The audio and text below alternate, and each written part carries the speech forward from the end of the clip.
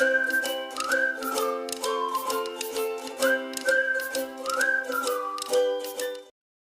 And welcome back students. हम लोग पढ़ रहे थे NCERT class 10th science chapter 3 metals and non metals.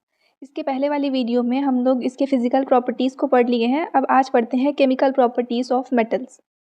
Chemical properties के लिए भी हम लोग को सेम वही सारे एक्सपेरिमेंट्स या एक्टिविटीज़ कंडक्ट करने पड़ेंगे जैसे कि हम लोग फिजिकल प्रॉपर्टीज़ के लिए किए थे, मतलब सेक्शन 3.2.1 से लेके 3.2.2 तक।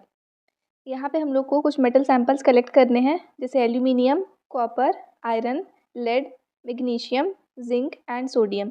इन मेटल्स के साथ में हम लोग एक्टिविटीज़ कंडक्ट करेंगे जिसके थ्रू हम लोग मेटल्स के केमिकल प्रॉपर्टीज़ को पढ़ेंगे। तो यहाँ पे फर्स्ट एक्टिविटी या फिर फर्स्ट हेडिंग जो है वो दिया है, what happens when metals are burned in air. इसके लिए एक्टिविटी 3.9 है। तो 3.8 में हम लोग देखे थे कि मैग्नीशियम को जब हम लोग बर्न करते हैं एयर में तो वो एक डैजलिंग वाइट फ्लेम देता है। तो क्या सारे मेटल्स सेम टाइप से रिएक्ट करते होंगे या फिर अलग अलग तरीके से, उसके लिए हम लोग ये एक्टिविटी कंडक्ट करेंगे। एक चीज़ आपको याद रखना है कि ये एक्टिविटी जो है वो टीचर्स असिस्टेंस में ही होगा, आपको अकेले नहीं करना है। एंड ऑल्सो क्योंकि ये फ्लेम टेस्ट है, यहाँ पे हम लोग चीज़ों को बर्न करके देखेंगे, तो इसीलिए आपको आई प्रोटेक्शन यूज़ करना है यहाँ पे। तो आपको क्या करना है कि जो भी मेटल सैंपल्स आप लिए हैं उसको 1 बाय 1 टोंग्स के हेल्प से होल्ड करेंगे एंड उसको फ्लेम के ऊपर बर्न करने का ट्राई करेंगे। क्योंकि मेटल्स है ना, तो ट्राई करेंगे लिखा है कि आप हो सकता है कुछ मेटल्स बर्न नहीं भी हों, कुछ हो भी जाएंगे, इसलिए हम लोग को इनको फ्लेम के ऊपर बर्न करें लेकिन टोंग्स के हेल्प से पकड़ेंगे। क्योंकि कुछ मेटल्स हैं जो रिएक्टिव होते हैं, तो टोंग्स का यूज़ करना यहाँ पे ज़रूरी है। अब जब ये बर्न हो जाएंगे तो जो भी प्रोडक्ट बन रहा है उसको आपको कलेक्ट कर लेना है एंड इस प्रोडक्ट को आपको मेटल सरफेस को कूल होने देना है। प्रोडक्ट के साथ साथ मेटल सरफेस को भी कूल होने देना है। जिस मेटल को हम लोग जलाए हैं तो अगर वो पूरा नहीं जला है या फिर मान लो कि कुछ जला ही नहीं है तो उसका मेटल सरफेस को आप कूल होने देंगे, और जो प्रोडक्ट जो जल गए हैं उससे जो प्रोडक्ट बना है उसको भी आप कूल होने देंगे। कुछ मेटल्स हैं जो ईजिली जल जाएंगे, तो वो कौन से मेटल्स हैं यहाँ पे पूछ रहा है। जब एक्सपेरिमेंट कंडक्ट करेंगे तो इसका आंसर आपको ईजिली याद रह जाएगा, लेकिन अगर कंडक्ट नहीं करते हैं, सिर्फ बुक से पढ़ रहे हैं, तो अभी धीरे धीरे आगे सारा आंसर मिलेगा तो भी आपको समझ में आ जाएगा। एक्टिविटी परफॉर्म करने से ये होता है कि चीज़ें जब आप प्रैक्टिकली देखते हो तो वो माइंड में ज़्यादा जल्दी फिट हो जाती हैं। नाउ ये जो भी सारे मेटल्स हैं जब हम लोग उसको बर्न किए तो क्या वो फ्लेम को कोई कलर दिए? जो मेटल सरफेस है वो बर्न होने के बाद में अब कैसा दिख रहा है? और जो मेटल्स हैं उनका उनको डिक्रीजिंग ऑर्डर ऑफ रिएक्टिविटी के बेसिस में, मतलब ऑक्सीजन की तरफ क्या रिएक्टिविटी है। किसी भी चीज़ को बर्न करने का मतलब होता है उनका ऑक्सीजन के साथ रिएक्शन कराना। तो कौन फास्ट बर्न हो गया, किसको टाइम लगा, डिक्रीजिंग ऑर्डर में आपको उसको अरेंज करना है। और ये जो प्रोडक्ट बना है क्या वो वाटर में सोल्यूबल है, आपको ये देखना है। ये सारे क्वेश्चंस के आंसर आपको अब यहाँ पे मिलेंगे। मोस्टली जो मेटल्स होते हैं वो ऑक्सीजन के साथ में कंबाइन होकर के मेटल के ऑक्साइड्स फॉर्म करते हैं। तो अगर एक जनरल इक्वेशन देना चाहें तो metals plus oxygen gives metal oxide. अब अगर एग्जांपल ले लें हम लोग कॉपर का, तो जब हम लोग कॉपर को हीट करते हैं, मतलब कॉपर जब ऑक्सीजन के साथ में कंबाइन होता है तो वो कॉपर ऑक्साइड फॉर्म करता है। ये जो कॉपर ऑक्साइड है वो ब्लैक कलर का ऑक्साइड होता है। तो copper plus oxygen gives copper oxide. Similarly जब एल्यूमिनियम रिएक्ट करेगा तो एल्यूमिनियम ऑक्साइड बनाएगा। उसका इक्वेशन भी यहाँ पे दिया हुआ है। अब रिकॉल करो चैप्टर 2 में कॉपर के जो ऑक्साइड्स हैं उसके साथ हम लोग उस एक्टिविटी को रिकॉल कर सकते हैं। लेसन 2 में हम लोग पढ़े थे जो भी मेटल्स हैं उनके ऑक्साइड्स एसिड्स के साथ में रिएक्ट करके न्यूट्रलाइजेशन रिएक्शन शो करते हैं। इससे सिंपल क्या पता चल रहा है, कोई भी सब्सटेंस अगर एसिड के साथ में रिएक्ट करके न्यूट्रलाइजेशन दे रहा है मतलब वो सब्सटेंस क्या था, खुद बेसिक नेचर का था। तो वैसे ही कॉपर के ऑक्साइड को अगर हाइड्रोक्लोरिक एसिड के साथ रिएक्शन कराएंगे तो वहाँ पे वो एक न्यूट्रलाइजेशन रिएक्शन देता है। दिस सिंपली मीन्स कि जो मेटल के ऑक्साइड्स हैं वो बेसिक नेचर के होते हैं। लेकिन यहीं पे कुछ मेटल्स ऐसे हैं जिनके ऑक्साइड्स जो हैं वो बेसिक नेचर के नहीं हैं, जैसे कि एल्यूमिनियम ऑक्साइड या जिंक ऑक्साइड। ये एसिडिक और बेसिक दोनों ही बिहेवियर शो करते हैं। तो ऐसे मेटल ऑक्साइड्स जो कि एसिड्स एंड बेस दोनों के साथ में रिएक्ट करके सॉल्ट एंड वाटर फॉर्म कर रहे हैं, मतलब न्यूट्रलाइजेशन रिएक्शन दे रहे हैं, इनको हम लोग बोलते हैं एम्फोटेरिक ऑक्साइड्स। ये एक इंपॉर्टेंट टर्म हो जाएगा स्टूडेंट्स आपके लिए, तो आप इसको याद करेंगे कि एम्फोटेरिक ऑक्साइड्स क्या होते हैं। So those oxides with reacts with both acid and base to produce salt and water are known as amphoteric oxides. अगर एग्जाम्पल पूछेगा तो आप एग्जाम्पल में एल्यूमिनियम ऑक्साइड और जिंक ऑक्साइड दे सकते हैं।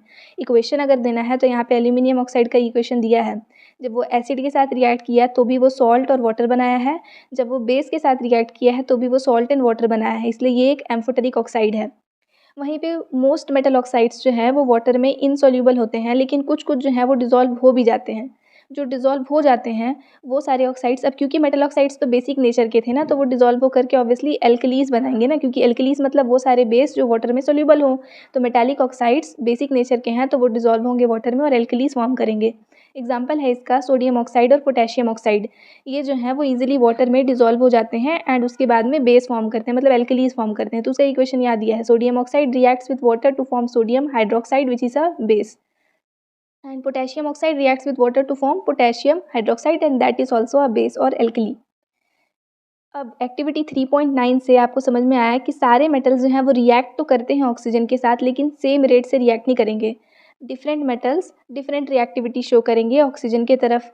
तो वो सारे मेटल्स जो कि फास्टली रिएक्ट किए वो आप अरेंज कर सकते हैं उसको इंक्रीजिंग एंड डिक्रीजिंग ऑर्डर जो भी बोला है वहाँ पे उसके बेसिस पे। तो जैसे मेटल्स हो गए पोटेशियम और सोडियम, ये जो है वो विगरसली रिएक्ट करते हैं, तुरंत फायर कैच कर लेते हैं, एकदम बहुत तेज़ी से जल जाते हैं। इवन आप उसको ओपन रख दोगे ना ऐसे ही तो भी वो ऑक्सीजन के साथ रिएक्ट कर लेते हैं। तो अलग से बर्न करने का ज़रूरत ही नहीं, बस रख दो खुले में वो रिएक्ट कर जाते हैं। इसलिए उनको प्रोटेक्ट करने के लिए केरोसिन में डिप करके रखा जाता है। ऑर्डिनरी टेम्परेचर पे कुछ मेटल है जैसे मैग्नीशियम, एल्यूमिनियम, जिंक और लेड, वो जो हैं वो रिएक्ट नहीं करते हैं। लेकिन क्या होता है कि स्लो स्लो रिएक्शन से उनके सरफेस पे एक थिन लेयर फॉर्म हो जाता है ऑक्साइड का, और ये ऑक्साइड जो है वो एक प्रोटेक्टिव लेयर के टाइप से भी काम करता है। इस मेटल को फर्दर ऑक्सीडेशन से वो प्रोटेक्ट करके रखता है। जो आयरन है उसको आप कितना भी बर्न कर लो, मतलब कुछ भी कर लो, लेकिन वो जो है वो बर्न नहीं होगा, कितना भी हीट दोगे उसको वो बर्न नहीं होगा। लेकिन जो आयरन फिलिंग्स हैं वो बर्न हो जाते हैं। ठीक, जो कॉपर है वो बर्न होगा ही नहीं, एनी हाउ वो बर्न नहीं होगा। बट उसके ऊपर एक पतली सी कोटिंग आ जाती है, ब्लैक कलर्ड लेयर, जो कि कॉपर ऑक्साइड की होती है। और सिल्वर और गोल्ड कुछ ऐसे मेटल्स हैं जो कि ऑक्सीजन के साथ रिएक्ट करते ही नहीं है, चाहे कितना भी हाई टेम्परेचर आप वहाँ पे प्रोवाइड करा दो, मतलब मेल्ट हो जाएंगे लेकिन रिएक्ट नहीं करेंगे। तो ये सारे हो गया उसका मेटल्स का रिएक्शन फ्लेम के साथ में। अब यहाँ पे दिया हुआ है एनोडाइजिंग, ये एक प्रोसेस है जिसके थ्रू हम लोग थिक ऑक्साइड लेयर्स बना सकते हैं एल्यूमिनियम के। एल्यूमिनियम जो है वो थिन ऑक्साइड लेयर्स तो खुद ही फॉर्म कर लेता है जब हम लोग उसको एयर में एक्सपोज कर दें। अब इसी के ऊपर ही एक थिक कोटिंग बनाना एनोडाइजिंग बोलते हैं हम लोग उसको। खुद से जो वो लेयर डेवलप कर लिया, मतलब कहीं ना कहीं वो कोरोड हो गया ना, इसको बोलते हैं कोरोजन। चीज़ों का ख़राब होना, एयर एंड वाटर के साथ रिएक्ट करके मेटल्स का ख़राब होना, वो कोरोजन है। तो अब उसको प्रोटेक्ट करने के लिए एनोडाइजिंग जो है वो यूज़ होता है, मतलब उसका खुद के ही ऑक्साइड का एक थिक सा लेयर उसके ऊपर फॉर्म कर दिया जाता है, जिसकी वजह से वो प्रोटेक्टेड रहता है काफ़ी टाइम तक। तो एक्टिविटी 3.9 से हम लोग को समझ में आया कि जो सोडियम है वो मोस्ट रिएक्टिव मेटल है। सोडियम जो है वो मोस्ट रिएक्टिव मेटल है क्योंकि वो तुरंत रिएक्ट किया फ्लेम के साथ में। मैग्नीशियम जो है उसके कंपैरिजन में लेस रिएक्टिव मेटल है। तो सोडियम और मैग्नीशियम का यहाँ से समझ में आ गया, बाकी मेटल्स का भी धीरे धीरे हम लोग देखें। लेकिन जो ये जिंक है, आयरन है, कॉपर है, लेड है, ये सारे तो ऑक्सीजन के साथ में रिएक्ट ही नहीं किए, तो क्या इनके केमिकल प्रॉपर्टीज़ के बारे में कुछ नहीं पता चल पाएगा? तो इस एक पर्टिकुलर एक्टिविटी से हम लोग सारी केमिकल प्रॉपर्टीज़ तो नहीं समझ सकते हैं, सिर्फ एक ही समझ में आया, उनका रिएक्टिविटी टुवर्ड्स ऑक्सीजन समझ में आया। तो अब नेक्स्ट केमिकल प्रॉपर्टी देखते हैं, what happens when metals react with water. इसके लिए एक्टिविटी 3.10 परफॉर्म करना है। यहाँ पे भी आपको टीचर्स असिस्टेंस का रिक्वायरमेंट है। आपको सेम मेटल्स जो आप एक्टिविटी 3.9 में लिए थे वही सारे मेटल्स के साथ में ये वाला भी एक्सपेरिमेंट जो है वो, ये जो एक्टिविटी है उसको कंडक्ट करना है। तो आपको स्मॉल पीसेस लेने हैं सारे सैम्पल्स के, और उसके बाद में डिफरेंट डिफरेंट बीकर्स को हाफ फिल कर देना है कोल्ड वाटर से, और उन सब में सेपरेटली आपको एक डिफरेंट मेटल जो है ऐड कर देना है। इसके बाद देखना है कि कौन सा मेटल है जो कोल्ड वाटर के साथ रिएक्ट कर लिया, उनके रिएक्टिविटी को आप इंक्रीजिंग ऑर्डर में अरेंज कर देंगे। नाउ जो मेटल्स कोल्ड वाटर के साथ रिएक्ट नहीं किए हैं उनको आपको क्या करना है कि अब बीकर में आपको हॉट वाटर डालना है एंड उसके साथ उनका रिएक्शन देखना है। कोल्ड वाटर के साथ में कुछ जो है वो बहुत विगोरसली रिएक्ट करेंगे, इवन फायर प्रोड्यूस कर लेंगे, तो वो मेटल कौन सा है वो आपको बताना है। अभी एक्सपेरिमेंट में आगे आपको मिलेगा कि ये मेटल कुछ और नहीं, सोडियम, पोटेशियम, ये सारे मेटल्स हैं जो ऑक्सीजन के साथ भी विगोरसली रिएक्ट किए थे, तो वाटर में भी वो अच्छे खासे रिएक्ट करते हैं। कुछ मेटल्स हैं वो फ्लोट होने लगेंगे वाटर के ऊपर, तो वो सारे मेटल्स कौन से हैं। अब यहाँ पे आपके एग्जाम्पल में यहाँ पे कैल्शियम आ जाएगा जो फ्लोट होगा, उसका रीज़न भी हम लोग आगे जा करके देखेंगे। अब जो कोल्ड वाटर में रिएक्ट नहीं किए उनको हम लोग हॉट वाटर से रिएक्ट कराएंगे। जो हॉट वाटर से भी रिएक्ट नहीं किए उसको हम लोग स्टीम के साथ में रिएक्ट कराएंगे। उसके लिए एक सेटअप दिया है, यहाँ पे नीचे फिगर है, मैं दिखाऊंगी अभी आपको। एंड उसके बाद आपको उसको डिक्रीजिंग ऑर्डर ऑफ रिएक्टिविटी के बेसिस में, मतलब वाटर के साथ में जो भी उनका रिएक्टिविटी है उसको डिक्रीजिंग ऑर्डर में अरेंज करना है। तो स्टीम के साथ रिएक्ट कराने के लिए ये फिगर यहाँ पे दिया हुआ है, इसके हिसाब से आपको सेटअप करना है। क्या करना है कि एक वूल लेना है, उसको आपको वाटर में सोक कर देना है एंड इसको यहाँ पे आप डाल दिए हैं टेस्ट ट्यूब के अंदर। इस टेस्ट ट्यूब को यहाँ पे ऐसे बेंड करके रखे हुए हैं, मतलब कि हॉरिजॉन्टली रखे हैं। एंड इसके बाद आपको यहाँ टेस्ट ट्यूब में बीच में कोई भी मेटल सैंपल, जो मेटल जो है कोल्ड या हॉट वाटर के साथ रिएक्ट नहीं किया है, उसको आपको यहाँ पे रख देना है।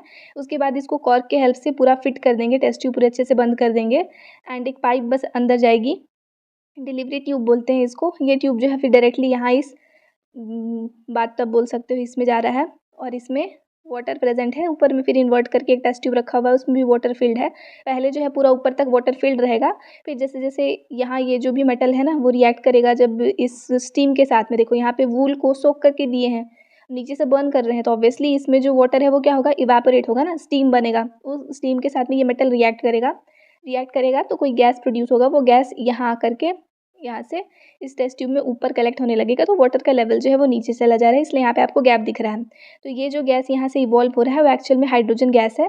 तो मतलब इस पूरे सेटअप से आपको यहाँ पे समझ में आ रहा है कि जब भी मेटल्स जो हैं वो वाटर के साथ में रिएक्ट करते हैं तो वो मेटालिक ऑक्साइड्स फॉर्म करते हैं एंड हाइड्रोजन गैस बनाते हैं। हाइड्रोजन गैस क्योंकि यहाँ इवॉल्व हुआ तो हाइड्रोजन गैस को फॉर्म करते हैं। अब इसको याद कराना बहुत ज़्यादा डिफिकल्ट नहीं है। हम लोग अभी जस्ट इससे पहले देखें कि जो भी सारे मेटल्स हैं वो ऑक्सीजन के साथ रिएक्ट कर रहे हैं तो मेटालिक ऑक्साइड्स बना रहे हैं। सिंपल था, मेटल्स और ऑक्सीजन रिएक्ट किए, मेटालिक ऑक्साइड बना, याद हो गया वो आपको। अब अगर वाटर के साथ में रिएक्शन है तो वाटर क्या होता है, फॉर्मूला H2O लिखते हैं। तो मेटल और ऑक्सीजन का रिएक्शन करा के मेटालिक ऑक्साइड यहाँ भी प्रोड्यूस कर दो। यही अब जो ये H2 बन रहा है ना, यही तो गैस के फॉर्म में निकलेगा, H2 मतलब हाइड्रोजन गैस। तो ये इक्वेशन या फिर ये चीज़ को भी समझना बहुत ज़्यादा डिफिकल्ट नहीं है। मेटल्स जो है वाटर के साथ रिएक्ट करके मेटालिक ऑक्साइड और हाइड्रोजन गैस बना लिए। ये जो मेटालिक ऑक्साइड है वो फिर वाटर के साथ रिएक्ट करके मेटालिक हाइड्रोक्साइड्स बनाएंगे, क्योंकि ये मेटालिक ऑक्साइड्स कैसे होते हैं, बेसिक नेचर के होते हैं, तो इसलिए वो हाइड्रोक्साइड्स यहाँ पे फॉर्म कर रहे हैं। अब कुछ मेटल्स जैसे कि पोटेशियम और सोडियम जो है वो विगोरसली वायलेंटली रिएक्ट किए कोल्ड वाटर के साथ। क्या हुआ, इतने तेज़ी से रिएक्ट किए कि वो फायर भी कैच कर लेते हैं। इसी चीज़ को वो वहाँ पे पूछ रहा था। तो सोडियम और पोटेशियम का वाटर के साथ रिएक्शन हाईली एक्सोथर्मिक होता है। यहाँ पे दिख रहा है हीट एनर्जी दोनों केस में इवॉल्व हो रहा है, हाईली एक्सोथर्मिक रिएक्शन है।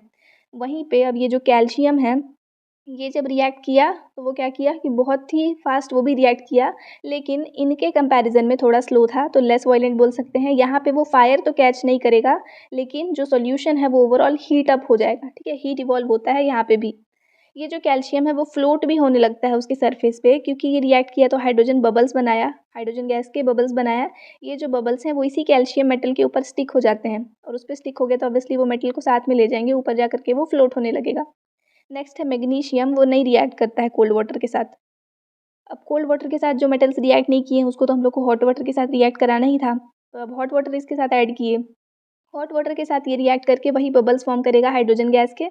इसके भी बबल्स जो हैं वो इसके सरफेस पे स्टिक हो जाते हैं, तो मैग्नीशियम भी फ्लोट होने लगता है। तो क्वेश्चन वहाँ पे पूछ रहा था ना कौन कौन सा फ्लोट हो रहा है, तो ये आपको आंसर मिल गया। यहाँ पे कौन कौन सा विगरसली रिएक्ट किया उसका आंसर भी मिल गया आपको। अब कुछ मेटल्स हैं जैसे एल्यूमिनियम, आयरन और जिंक, वो ना तो कोल्ड वाटर के साथ रिएक्ट किए ना ही हॉट वाटर के साथ, तब इनका रिएक्शन स्टीम के साथ में कराएंगे, तब फिर वही वो मेटालिक ऑक्साइड्स बनाए और हाइड्रोजन गैस इवॉल्व किए। अब कुछ मेटल जैसे कि लेड, कॉपर, सिल्वर, गोल्ड, ये स्टीम के साथ में भी रिएक्ट नहीं करते हैं, मतलब वाटर के किसी भी स्टेट के साथ में वो रिएक्ट कर ही नहीं रहे हैं। तो यहाँ तक आपको मिला। नेक्स्ट प्रॉपर्टी था जो वाटर के साथ रिएक्शन। अब है reaction of metals with acid. Acids के साथ ये कैसे रिएक्शन करते हैं, तो मेटल्स के साथ में एसिड का रिएक्शन जो है वो salt and hydrogen gas release करता है। ये हम लोग पहले भी लेसन में पढ़े हैं। इससे पहले के जो दोनों लेसन है उसका वीडियो भी अपलोडेड है, तो अगर आप नहीं देखे हो तो वहाँ पे आप उसको जाकर देख सकते हो, प्लेलिस्ट लिंक डिस्क्रिप्शन में है, वहाँ पे हम लोग ये चीज़ को पढ़ चुके हैं। तो जो मेटल्स हैं वो डाइल्यूट एसिड के साथ सॉल्ट एंड हाइड्रोजन बना रहे हैं। तो क्या फिर अब सारे सेम क्वेश्चन की, क्या सारे मेटल्स जो हैं वो सेम मैनर में रिएक्ट करेंगे, then obviously not, same type से तो रिएक्ट करेंगे नहीं, सबका रिएक्टिविटी अलग अलग होगा। तो उसके लिए अब हम लोग देखेंगे एक्टिविटी 3.11। इस एक्टिविटी में आपको फिर कुछ मेटल सैंपल्स कलेक्ट करने हैं, लेकिन इस बार हम लोग सोडियम और पोटेशियम नहीं लेंगे। अब इनको नहीं लेने का रीज़न ये है कि हम लोग अभी देखें कि वो ऑक्सीजन और वाटर के साथ में इतना हाईली रिएक्ट कर रहे हैं कि इवन फायर कैच कर ले रहे हैं। तो अब यहाँ पे हम लोग एसिड लेने जा रहे हैं, तो ऑब्वियसली इनको लेना बहुत ज़्यादा यहाँ पे रिस्की हो जाएगा, डेंजरस हो जाएगा। तो इन मेटल्स को तो हम लोग यहाँ पे नहीं लेंगे, क्योंकि ये बहुत ही ज़्यादा वोलेटाइल नेचर के हैं। जो थोड़े शांत हैं हम लोग उनको यहाँ पे ले लेंगे। और साथ ही में जो मेटल्स हम लोग यूज़ किए हैं, अगर वो कोरोडेड फॉर्म में है, टार्निश्ड है मतलब कोरोडेड है, तो अगर कुछ उसके ऊपर में लेयर वगैरह बना हुआ है दूसरे सब्सटेंस का कोरोडेड फॉर्म में, तो हम उसको सैंड पेपर से रब करके तब यूज़ करेंगे। अब आपको क्या करना है, सारे सैंपल सेपरेटली लेने हैं अलग अलग टेस्ट ट्यूब्स में, और उन सब टेस्ट ट्यूब में आपको डाइल्यूट हाइड्रोक्लोरिक एसिड डाल देना है। इसके बाद आपको एक थर्मोमीटर जो है उसको इसमें इस टाइप से डिप करना है इस एसिड में कि उसका बल्ब जो है ना वो उतना डिप हो जाए उसके अंदर। इसके अलावा आपको यहाँ पे ऑब्जर्व करना है अब rate of formation of bubbles. Bubbles बनेंगे यहाँ पे भी क्योंकि हाइड्रोजन गैस इवॉल्व हो रहा है तो बबल्स तो बनेंगे ही। तो किस में कितने जल्दी बन रहा है उससे पता चलेगा ना कि कौन ज़्यादा जल्दी रिएक्ट किया। इसलिए आपको यहाँ पे बबल्स का फॉर्मेशन का रेट जो है वो ऑब्जर्व करना है। इसके अलावा वो सारे मेटल्स जो विगोरसली रिएक्ट किए हैं डाइल्यूट हाइड्रोक्लोरिक एसिड के साथ में वो कौन कौन से हैं वो आपको बताना है। कौन से मेटल्स हैं जो कि हाईएस्ट टेम्परेचर जिनमें ऑब्जर्व हुआ, क्योंकि यहाँ पे हम लोग थर्मोमीटर यूज़ किए हैं ना तो वो उसके टेम्परेचर को तो बताएगा ही। तो किसमें टेम्परेचर सबसे ज़्यादा रहा वो आपको नोट करना है। एंड उसके बाद इन मेटल्स को अब इन सारे बेसिस पे decreasing order of reactivity towards dilute hydrochloric acid के बेसिस में आपको अरेंज करते जाना है। एंड इन सब का इक्वेशन आपको देना है। तो जैसे यहाँ पे बोल रहा है मैग्नीशियम का इक्वेशन देने, तो मैग्नीशियम हम लोग ले लेते हैं Mg और इसका रिएक्शन हम लोग कराएं किसके साथ, तो डाइल्यूट हाइड्रोक्लोरिक एसिड के साथ में, तो आप HCl ले लो। ऑब्वियसली यहाँ पे क्या बनेगा, मैग्नीशियम क्लोराइड। तो अगर आप इसका इक्वेशन यहाँ पे बोल रहा है बनाने तो हम लोग बनाएंगे MgCl2। अभी MgCl2 क्यों बना, तो लेसन 2 में हम लोग इसको बहुत डिटेल में पढ़े हैं, वहाँ पे आप चेक कर लेना। प्लस क्या बनेगा यहाँ पे, तो अब बनेगा H2 गैस के फॉर्म में। फिर इक्वेशन को बैलेंस करना है तो वो यहाँ पे आप हम लोग 2 पुट कर देंगे, इक्वेशन जो है वो बैलेंस हो जाएगा। तो ये हो गया मैग्नीशियम का। वैसे एल्यूमिनियम की बात कर रहे हैं तो यहाँ Mg की जगह पे हम लोग Al लिख देंगे। अब एल्यूमिनियम का रिएक्शन अगर कराए हैं इसके साथ में तो अब बनेगा AlCl3 और सेम वही हाइड्रोजन गैस, और फिर इक्वेशन को बैलेंस करना पड़ेगा। तो इस टाइप से पूरा यहाँ पे सारे मेटल्स का हम लोग इक्वेशन जो है वो लिख सकते हैं। अब ये जो हाइड्रोजन गैस है वो जिन भी केस जो भी मेटल्स हैं उनके साथ में वो मतलब वो रिएक्ट होता ही होता है। हाइड्रोजन गैस जो है वो जब भी हम लोग हाइड्रोक्लोरिक एसिड के साथ रिएक्शन करा रहे हैं तो हाइड्रोजन गैस इवॉल्व होता है, लेकिन अगर सेम रिएक्शन हम लोग डाइल्यूट नाइट्रिक एसिड के साथ करा दें तो हाइड्रोजन गैस इवॉल्व नहीं होता है। अब उसका रीज़न ये है कि डाइल्यूट नाइट्रिक एसिड या फिर नाइट्रिक एसिड जो है वो स्ट्रॉन्ग ऑक्सीडाइजिंग एजेंट है। तो वो क्या करेगा, इस हाइड्रोजन गैस जो बन रहा है उसको ऑक्सीडाइज कर देता है और खुद क्या होता है, रेड्यूस हो जाता है, नाइट्रोजन के डिफरेंट ऑक्साइड्स बना लेता है जैसे N2O, NO और NO2। बट मैग्नीशियम और मैंगनीज अगर उनको हम लोग बहुत ही डाइल्यूट नाइट्रिक एसिड के साथ रिएक्शन करा दें तो वो हाइड्रोजन गैस इवॉल्व कर देते हैं। तो ये दो यहाँ पे एक्सेप्शंस हैं। एक्सेप्शंस को थोड़ा ज़्यादा ध्यान में रखना होता है। क्वेश्चंस कहीं ना कहीं इनसे ही आ जाते हैं क्योंकि हम लोग एक जनरल ट्रेंड पता होता है ना कि हाँ ये इसके साथ रिएक्ट करेगा तो ये बनेगा, लेकिन अब जो एक्सेप्शन है उसमें तो ये बना ही नहीं है। तो ऑब्वियसली हम लोग का यहाँ पे तुक्का जो है वो गलत हो जाता है ना, इसलिए जो सारे एक्सेप्शंस हैं उनको ध्यान में रखना। अब एक्टिविटी 3.11 में हम लोग जो भी सारे ऑब्जर्व किए पता चला rate of formation of bubble के अकॉर्डिंग क्या होगा कि कौन सा मेटल जो है वो फास्ट रिएक्ट किया है। तो यहाँ पे हम लोग को दिखा कि मैग्नीशियम जो है उसमें बबल सबसे पहले बने थे, और जो है एक्सोथर्मिक कौन सा रिएक्शन सबसे ज़्यादा है, मतलब किसमें सबसे ज़्यादा हीट इवॉल्व हुआ, तो मैग्नीशियम में ही सबसे ज़्यादा हीट भी इवॉल्व हुआ था। अब उस बेसिस पे अगर डिक्रीजिंग रिएक्टिविटी में हम लोग इसको अरेंज करें तो ये सीक्वेंस यहाँ पे निकल के आता है। मैग्नीशियम सबसे ज़्यादा रिएक्टिव है, एल्यूमिनियम उससे कम, जिंक और कम, और आयरन और ज़्यादा कम हो जाएगा। और in case of copper bubbles बने ही नहीं थे, टेम्परेचर भी ऑलमोस्ट सेम ही रहा। दैट मीन्स कॉपर जो है वो डाइल्यूट हाइड्रोक्लोरिक एसिड के साथ में रिएक्ट नहीं करता है। अब यहाँ एक वर्ड दिया है एक्वा रीजिया, ये इंपॉर्टेंट है क्योंकि इससे रिलेटेड क्वेश्चंस आते हैं कि एक्वा रीजिया क्या होता है, इसका बोल सकते हैं रेशियो क्या होता है, कौन कौन से सब्सटेंस को मिक्स करके इसको बनाया जाता है। तो freshly prepared concentrated hydrochloric acid and concentrated nitric acid आपको लेना है, इसको 3:1 के रेशियो में मिक्स करना है। मतलब कि हाइड्रोक्लोरिक एसिड 3 पार्ट और नाइट्रिक एसिड 1 पार्ट पूरा मिक्स करेंगे तो जो सॉल्यूशन बनता है उसको बोलते हैं एक्वा रीजिया। ये जो एक्वा रीजिया है वो हाईली कोरोसिव होता है, फ्यूमिंग लिक्विड है एकदम, और इसको यूज़ करते हैं ज़्यादातर की गोल्ड वगैरह की क्लीनिंग में। जैसे कि अगर कभी आप गोल्ड आर्टिकल्स को किसी ज्वेलरी शॉप में लेकर के जाते हो ना कि हाँ इसको पॉलिश करके दे दो, तो पॉलिश नहीं किया जाता है उनको, एक्चुअल में एक्वा रीजिया में आपको डिप करके वापस रिटर्न कर दिया जाता है। तो ये कुछ एक ऐसा सॉल्यूशन है जो कि इवन गोल्ड एंड प्लैटिनम्स को भी खुद में डिजॉल्व कर लेता है। Now what happens when metal react with solution of other metal salts, metals का रिएक्शन दूसरे मेटल सॉल्ट्स के साथ में कराएंगे तब क्या होगा। उसके लिए दिया है एक्टिविटी 3.12, आपको क्लीन वायर लेना है कॉपर का और सेम आयरन नेल। नाउ आपको ये जो कॉपर वायर है उसको आयरन सल्फेट सॉल्यूशन में डिप कर देना है और जो आयरन नेल है उसको कॉपर सल्फेट सॉल्यूशन में डिप कर देना है।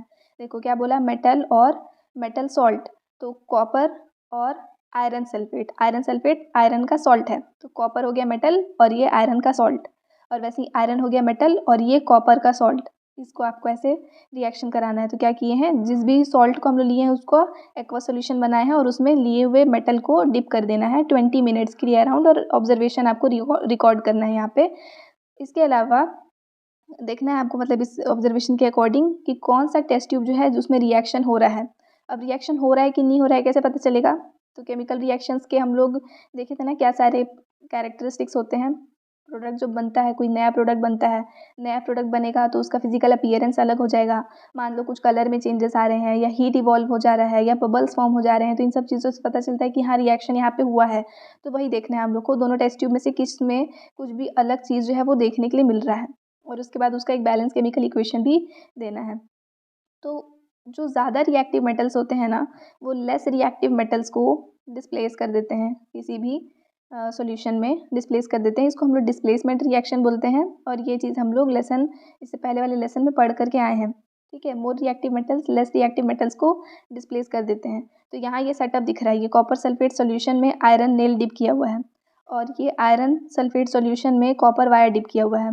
अब यहाँ पे आपको पता है ये एक्टिविटी पहले भी किए हैं। जो आयरन नेल है उसका क्या होगा, उस आयरन नेल पे आपको यहाँ पे दिखेगा उसका कलर डिसअपियर हो गया, और ये जो सॉल्यूशन था ब्लू से वो कलर उसका चला जाता है। उससे क्या पता चला कि ये जो आयरन है वो क्या किया, इस कॉपर सल्फेट सॉल्यूशन में आयरन और कॉपर एक दूसरे का पोजीशन जो है वो एक्सचेंज कर लिए हैं। ठीक है, तो यहाँ पे मोर रिएक्टिव मेटल क्या था, आयरन था, इसलिए आयरन जो है वो कॉपर को डिस्प्लेस कर दिया। लेकिन यहाँ पे कॉपर जो है वो लेस रिएक्टिव है, इसलिए वो आयरन को डिस्प्लेस नहीं कर पाया। तो रिएक्शन आपको इस वाले टेस्ट ट्यूब में देखने के लिए मिलेगा। इसी को डिस्प्लेसमेंट रिएक्शन बोल रहे हैं, चैप्टर 1 में बहुत डिटेल में पढ़ के आए हैं इसको। तो क्या पता चला यहाँ से, सिंपली आपको अगर इसको एक जनरल इक्वेशन देना चाहें तो जो मेटल ए है वो मेटल बी के सॉल्यूशन सॉल्ट सॉल्यूशन के साथ में रिएक्ट करके मेटल ए का सॉल्ट सॉल्यूशन बन जाता है, और मेटल बी जो है वो नॉर्मल फॉर्म में आ जाता है। ठीक है, बस क्या हुआ है, सेम चीज़ें हैं, मेटल और मेटल सॉल्ट है, यहाँ पे भी मेटल सॉल्ट और मेटल है, लेकिन बस उनका पोजीशन जो है वो चेंज हो गया, डिस्प्लेस कर दिए हैं एक दूसरे को। डिस्प्लेसमेंट रिएक्शन का एग्जांपल है। अब इन सारे बेसिस पे हम लोग यहाँ पे अब इतने सारे एक्टिविटीज़ कंडक्ट करा लिए, सब में अलग अलग मेटल अलग अलग फॉर्म से रिएक्ट किए हैं।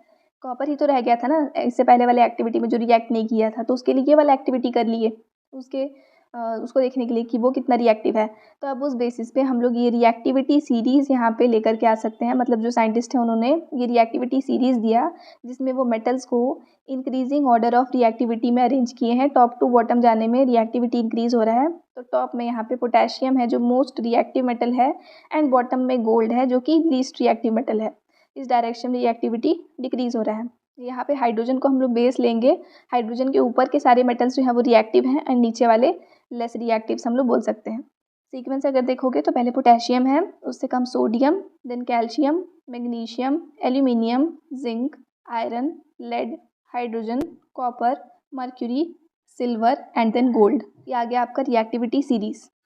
अब यहाँ पे जो क्वेश्चंस दिए हैं उसको तो हम लोग नेक्स्ट वाले जो क्वेश्चन आंसर वाला वीडियो होगा वहाँ पे देखेंगे ही। तो नेक्स्ट आते हैं अब हम लोग, how do metals and non metals react. तो अभी तक हम लोग जितने भी एक्टिविटीज़ परफॉर्म किए उन सब में हम लोग को पता चला कि जो मेटल्स हैं वो बहुत सारे रिएजेंट्स के साथ में रिएक्ट करते हैं, और ये जो रिएक्शन है वो सेम मैनर में तो नहीं था अभी तक। तो हम लोग रिकॉल कर सकते हैं इलेक्ट्रॉनिक कन्फिग्रेशन जो हम लोग क्लास 9th में पढ़े थे। इसी इलेक्ट्रॉनिक कन्फिग्रेशन के बेसिस पे ही हम लोग इनके रिएक्टिविटी को समझ सकते हैं। जो रिएक्टिविटी सीरीज़ भी अभी हम लोग देखे हैं तो वो एक्चुअल में इस इलेक्ट्रॉनिक कन्फिग्रेशन पे ही डिपेंड करता है। तो क्लास 9th में जैसे हम लोग नोबल गैस का इलेक्ट्रॉनिक कन्फिग्रेशन पढ़े थे, याद है आपको कि उनका जो वैलेंस शेल होता है वो कम्प्लीटली फिल्ड होता है। ये वैलेंस शेल क्या है, तो इनका आउटर मोस्ट शेल जो है वो कम्प्लीटली फिल्ड होता है, इसलिए ये लिटिल केमिकली एक्टिव होते हैं, बहुत ही कम रिएक्टिविटी देते हैं बोल सकते हैं।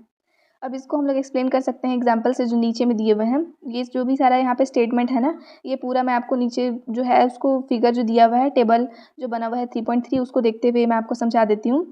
यहाँ पे क्या बोल रहा है, हम लोग कोई भी एक एग्जांपल ले लेते हैं। जैसे देखो नोबल गैस है, यहाँ पे दिख रहा है उन लोग का आउटर मोस्ट शेल जो है वो कम्प्लीटली फिल्ड है, इसलिए ये सारे जो है वो लीस्ट रिएक्टिव होते हैं। लेकिन अब मेटल्स की बात करें, मेटल्स में आप एग्जाम्पल ले लो सोडियम का। यहाँ पे आपको दिख रहा है 281, इसके एम शेल में सिंगल इलेक्ट्रॉन है। अगर वो इस इलेक्ट्रॉन को डोनेट कर देगा तो ये एक नोबल गैस कन्फिगरेशन अटेन कर लेगा। ये बोल लो कि इसका आउटर मोस्ट शेल जो है, इसका ऑक्टेट जो है वो कंप्लीट रहेगा। तो इसलिए क्या होगा कि ये स्टेबल हो जाएगा। इसी स्टेबिलिटी को अटेन करने के लिए कि अपना ये एक इलेक्ट्रॉन डोनेट कर देता है। अभी इसके पास में टोटल 11 इलेक्ट्रॉन्स थे, एटॉमिक नंबर 11 है, मतलब 11 इलेक्ट्रॉन्स और 11 प्रोटॉन्स हैं। तो इस 11 इलेक्ट्रॉन्स में से वो एक इलेक्ट्रॉन डोनेट कर दिया है। एक इलेक्ट्रॉन तो डोनेट कर दिया, लेकिन प्रोटॉन तो डोनेट नहीं हुआ, यानी कि ओवरऑल इसके पास अब प्रोटॉन ज़्यादा है, इसलिए अब सोडियम पे आ जाएगा पॉजिटिव चार्ज। तो एक इलेक्ट्रॉन डोनेट करने के बाद में सोडियम को लिखते हैं Na+, सिंगल पॉजिटिव चार्ज के साथ में, मोनोवैलेंट कैटायन बोलते हैं इसको। अब अगर मैं यहाँ पे क्लोरीन का एग्जांपल लूँ, क्योंकि हम लोग ज़्यादातर की सोडियम के साथ क्लोरीन ही लेते हैं ना, कॉमन सॉल्ट। क्लोरीन का एग्जांपल लो तो 2 8 7 है। अब यहाँ पे अगर वो सिंगल इलेक्ट्रॉन एक्सेप्ट कर ले तो ये 8 हो जाएगा, ऑक्टेट कंप्लीट हो जाएगा। तो ये क्या करता है, एक इलेक्ट्रॉन एक्सेप्ट कर लेता है।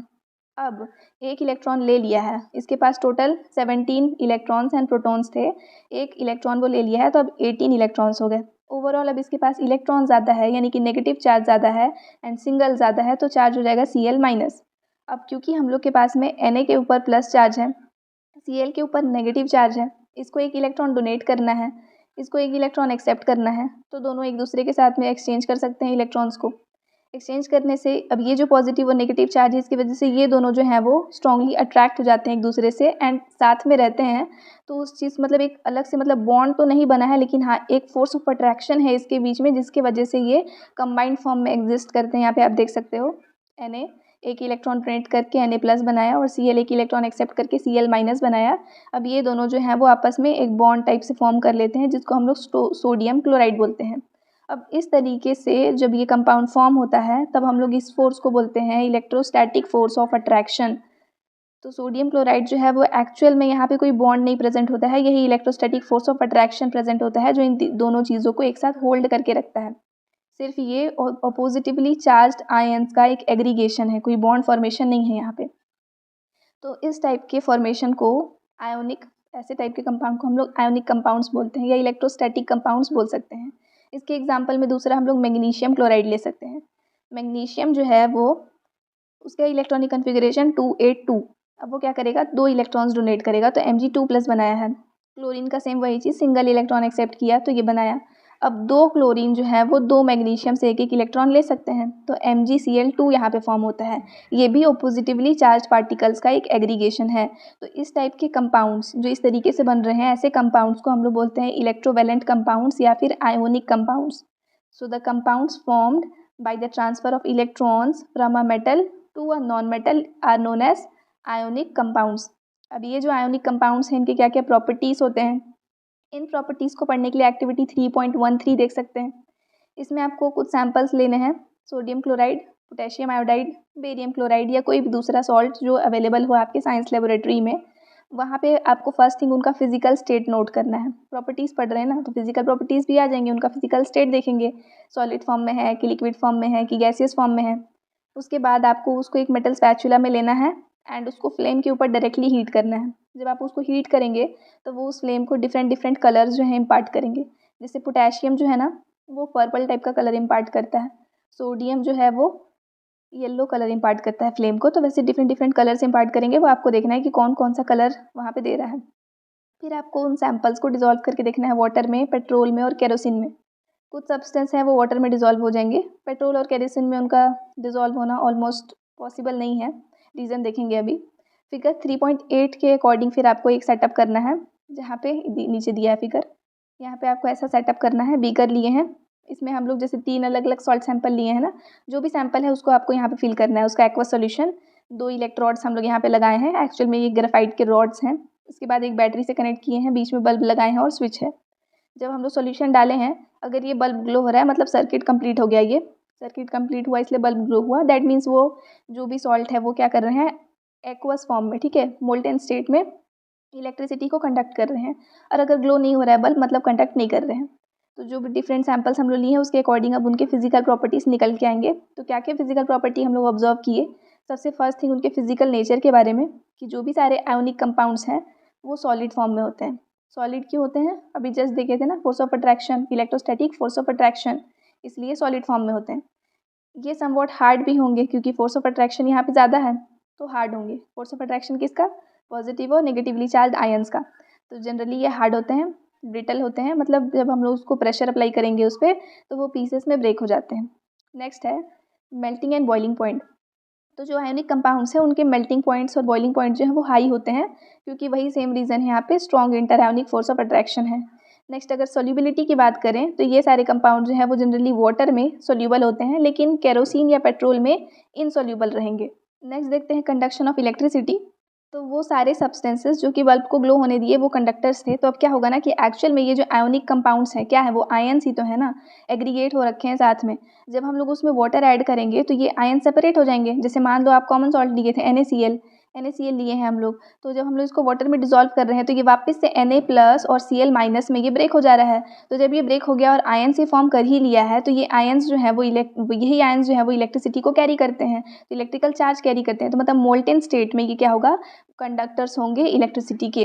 तो ये सारे इसके फिजिकल प्रॉपर्टीज़ हैं, ये जो हम लोग यहाँ पे पढ़ रहे हैं मेटल्स एंड नॉन मेटल्स को, तो ये सारे यहाँ पे इसके फिजिकल प्रॉपर्टीज़ आ जाते हैं। नेक्स्ट हेडिंग है यहाँ पे अकरेंस ऑफ मेटल्स, मतलब कि मेटल्स कहाँ कहाँ पे मिलते हैं, किस स्टेट में मिलते हैं, किस तरीके से उनको एक्सट्रैक्ट किया जाता है, मतलब बाकी सारी चीज़ें, तो उन सबको हम लोग पढ़ेंगे नेक्स्ट वीडियो में। आई होप यहाँ तक आपको ये वीडियो समझ में आया। Thanks for watching. अगर आप हमसे जुड़े रहना चाहते हैं तो आप हमारे टेलीग्राम चैनल को ज्वाइन कर सकते हैं, उसका लिंक डिस्क्रिप्शन में है। सो थैंक्स अगेन, मिलते हैं नेक्स्ट वीडियो में।